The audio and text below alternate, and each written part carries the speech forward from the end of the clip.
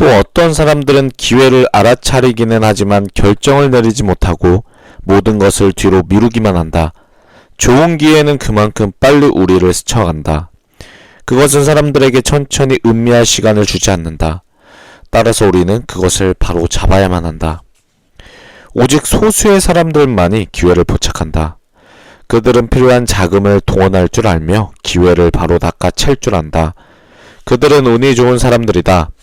나아가 극소수이기는 하지만 앉아서 기회를 기다리지 않고 스스로 찾아 나서는 사람들도 있다.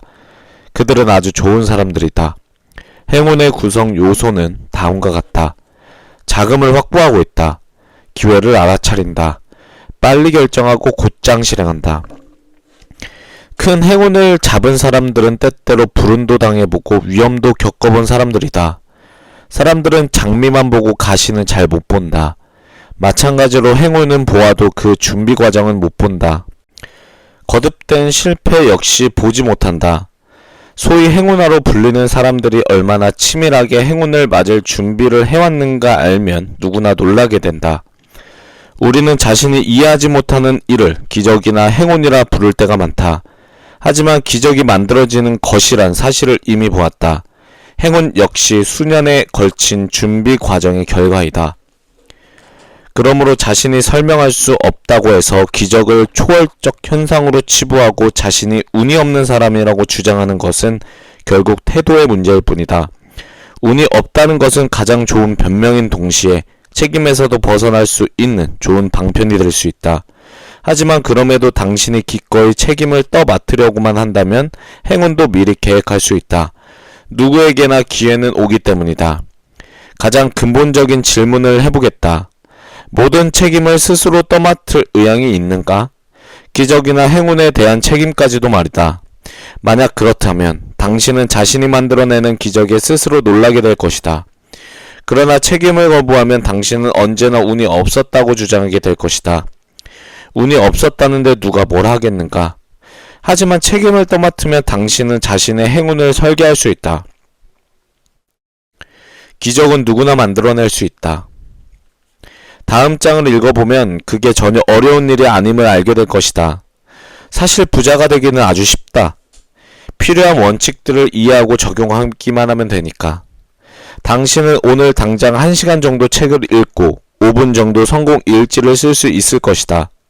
석 달에 한 번 정도 세미나에 참가하는 것도 어려운 일이 아닐 것이다. 그리고 성공한 주변 사람들과의 교류에 좀 더 신경을 쓸 수 있을 것이다. 봐라. 이런 것들은 전혀 어려운 일이 아니지 않은가? 그럼에도 이것이 그렇게 쉽지 않다. 아주 쉬운 일도 꾸준히 계속하는 것은 절대 쉬운 일이 아니기 때문이다. 원칙대로 하는 것과 습관을 바꾸는 것은 둘 다 간단한 일이 아니다. 실제로는 거의 불가능한 일일지도 모른다. 돌아보면 시작만 하고 중간에 흐지부지 끝나버린 일이 얼마나 많은가. 이에 대한 해결책은 5장에 나와 있다.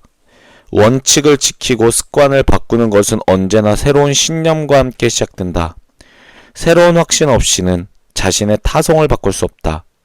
반대로 새로운 신념으로 무장하면 새로운 습관을 몸에 익히는 것은 아주 문제가 아니다. 기회는 준비하는 사람들에게만 온다. 그리고 모든 준비는 내적인 자세를 가다듬는 것에서부터 시작되어야 한다. 책임은 오직 나한테 있다는 사실을 당신은 정말 믿는가? 모든 책임을 떠맡으려는 자세야말로 기적을 만들어내는 근본이다. 책임을 지는 사람만이 인생을 제대로 살 수 있다. 당신에게 꼭 필요한 파워 아이디어. 사람들은 대부분 자신이 1년 안에 할 수 있는 것을 과대평가하고 10년 안에 할 수 있는 것은 과소평가한다. 결정적 변화는 행동, 기술, 자기개발, 세계관, 자아상, 이 5단계에 걸쳐 일어난다. 당신은 가능성 속에서 리스크를 볼 수도 있고 위험 속에서 가능성을 볼 수도 있다. 10억 원을 버는 것보다 더 좋은 일은 억만장자가 되는 기적을 만들어낼 수 있는 사람이 되는 것이다. 자기 가치의식이 희박한 사람은 위험을 회피함으로써 자신을 보호한다.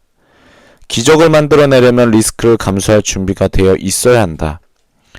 새로운 일을 시작하기 전 두려움이 생기지 않는다면 그 일은 당신에게 보잘것없는 일이라는 뜻이다. 하늘에서 뚝 떨어진 것 같은 엄청난 행운도 자세히 들여다보면 절대로 난데없는 것이 아니라 수년간 꾸준히 준비한 결과물인 경우가 많다. 얼마나 운이 좋은가는 결국 자기 책임이다.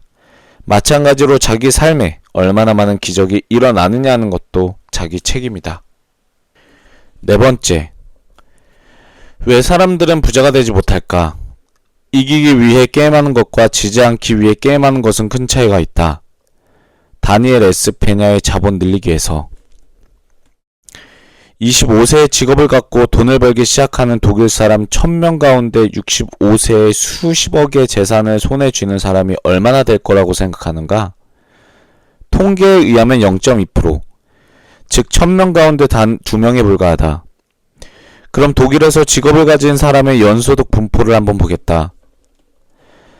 87.30%, 3천만원 이하, 10.40%, 3천만원에서 6천만원, 1.60%, 6천만원에서 1억 2천만원, 0.5%, 1억 2천만원에서 3억원, 0.1%, 3억원에서 6억원, 0.05%, 6억원 이상.